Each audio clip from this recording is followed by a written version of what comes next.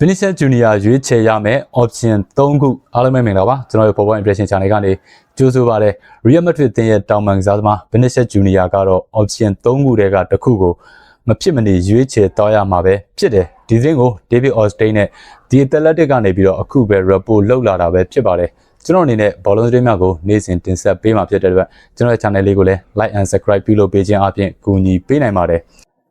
David Ornstein ရဲ့ report အရ Real Madrid တင်းရဲ့တောင်ပန်ကစားသမားဖြစ်တဲ့ Vinicius Junior က Real Madrid တင်းနဲ့ကျွန်တော်တို့ Vinicius Junior ကြားမှာမကြာခင်စာချုပ်သစ်ကိစ္စဆွေးနွေးသွားဖို့ရှိတယ်။ဒီစာချုပ်မှာ Vinicius Junior အနေနဲ့အသင်းမှာပဲတက်တန်းတိုးပြီးတော့ဆက်နေသွားမလား။ဒါမှမဟုတ်ရာသီကုန်မှပေါ့နော်။ဒီကျွန်တော်တို့2029ခုနှစ်ပေါ့နော်2029ခုနှစ်စာချုပ်တက်တန်းကုန်မှသူ့အနေနဲ့အလွတ်နဲ့ပြောင်းရွှေ့သွားမလား။ဒါမှမဟုတ်အခု transfer window မှာကျွန်တော်တို့အာဆင်နယ်အသင်းကိုပြောင်းရွှေ့သွားမလားဆိုတာမကြခင်မှာဆုံးဖြတ်ရပါတော့မယ်အဲ့တော့ပထမအချက်ပေါ့နော် Real Madrid အသင်းမှာသူ့အနေနဲ့စာချုပ်တက်တန်းတိုးမလားဒါမှမဟုတ်ဘူးဆိုလို့ရှိရင်2029သူကတစ်နှစ်ပဲကျန်တော့တာဗျာ2029တစ်နှစ်ပဲကျန်တော့တာအဲ့တော့2029မှာကျွန်တော်တို့အလွတ်နဲ့ပြောင်းရွှေ့ပြီးတော့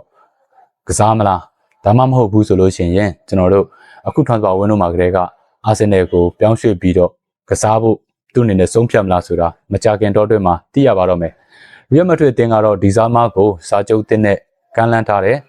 ။တကယ်လို့သာဘင်နီအနေနဲ့ပေါ့နော်ဒီစာချုပ်ကိုသူတို့အနေနဲ့အဆင်မပြေခဲ့ဘူးဆိုလို့ရှိရင်ဘင်နီကအာဆင်နယ်အသင်းရဲ့ project ကိုစိတ်ဝင်စားမှုရှိတယ်။သူ့အနေနဲ့အာဆင်နယ်အသင်းကိုပြောင်းရွှေ့ဖို့အတွက်စိတ်ဝင်စားတယ်လို့ဆိုထားတယ်။အဲ့တော့ကျွန်တော်တို့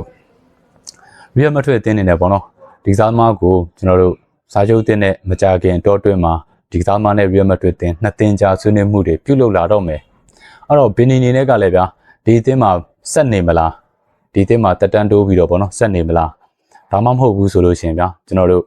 ့ဒီအသင်းကနေပဲကျွန်တော်တို့အခု transfer window မှာမဟုတ်ဘဲနဲ့ဒီဗောနော်နောက်လာမဲ့ကျွန်တော်တို့ရာသီ2029မှာအလွတ်ပြောင်းရွှေ့ခြင်းနဲ့ထွက်သွားမလားဒါကတော့ဗျာကျွန်တော်တို့အရန်ဖြစ်နိုင်ခြေအရန်နဲပါတယ်ဖြစ်နိုင်ကြီးရန်နေပါတယ်တကယ်လို့ဒါ Real Madrid တင်းနေနေပေါ့နော်ဒီစားသမားကစာချုပ်တက်တန်းမတိုးဘူးဆိုလို့ရှိရင် Real Madrid တင်းနေနေတေချာပေါက်ရောင်းချဖို့အတွက်စဉ်းစားလာမှာသူတို့အနေနဲ့ free transfer နဲ့တော့ဘယ်လိုပြောပြမလဲခွင့်ပြုပေးလောက်မယ်တော့မထင်ဘူးပေါ့နော်အဲ့တော့ကျွန်တော်တို့ Arsenal တင်းကိုပဲ Vinicius Junior အနေနဲ့အခု transfer window မှာပြောင်းရွှေ့သွားမလားဆိုတာဆက်လက်စောင့်ကြည့်ရမှာပါဒါပေမဲ့ကျွန်တော်တို့ဒီ Vinicius Junior ကတကယ်လို့ဒါသူ့အနေနဲ့ပေါ့နော်Real Madrid အသင်းနဲ့စာချုပ်ကိစ္စအဆင်မပြေဘူးဆိုလို့ရှိရင်သူက Arsenal အသင်းရဲ့ project ကိုစိတ်ဝင်စားမှုရှိတယ်လို့ဆိုထားတယ်အဲ့တော့ Vinicius Junior အနေနဲ့ပေါ့နော်အခုလာမဲ့ရက်ပိုင်းအတွင်းမှာ Real Madrid အသင်းနဲ့စာချုပ်ကိစ္စ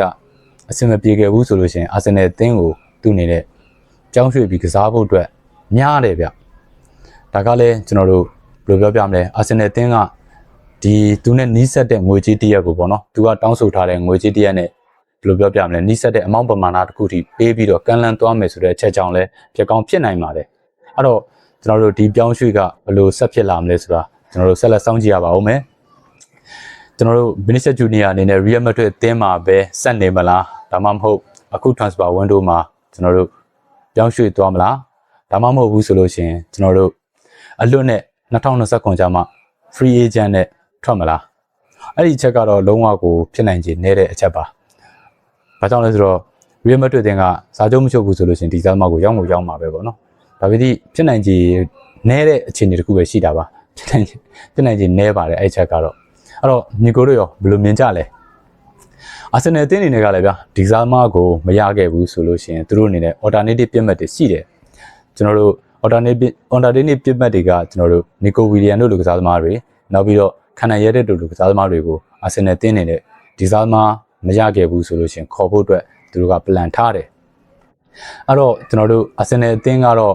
ဒီစားသမားကိုရဖို့အတွက်တဆင်ပြီးတဆင်ခုနကျွန်တော်ပြောခဲ့တဲ့ video file အတိုင်းပဲပေါ့နော်တဆင်ပြီးတဆင်တိုးတက်မှုတွေရှိတယ်အဲ့တော့ Real Madrid အသင်းအနေနဲ့ဒီစားသမားနဲ့ပတ်သက်ပြီးတော့ပေါ့နော်မကြာခင်အချိန်ကာလအတော်တွင်တစ်ခုမှာကျွန်တော်တို့အဖြေကိုသိရပါတော့မယ်စာချုပ်တိကိစ္စဆွေးနွေးမှုတွေပြုလုပ်လာတော့မယ်ဆိုတော့မကြာခင်အချိန်တော်တွင်မှာအဖြေကတော့သိရတော့မှာပါအဲ့တော့ညီကိုတို့ရောအာဆင်နယ်အသင်းကိုဒီစားသမားအာဆင်နယ်အသင်းကပေါ့နော်ဒီစားသမားကိုအရခေါ်ယူသွားနိုင်မလားဒါမှမဟုတ်ကျွန်တော်တို့ Real Madrid အသင်းမှာပဲဆက်ရှိနေနိုင်မလားညီကိုတို့ရဲ့အမြင်ကိုလည်းအောက်က comment မှာဝင်ရောက်ဆွေးနွေးနိုင်ပါတယ်ဒါကတော့ကျွန်တော်တို့ အခုလောလောလတ်လတ်ရထားတဲ့သတင်းကို report လုပ်ပေးတာပဲဖြစ်ပါတယ်ကြည့်ရှုနားဆင်ပေးကြတဲ့ညီကိုတယောက်ချင်းစီတိုင်းကိုထူးကျေးဇူးတင်ပါတယ်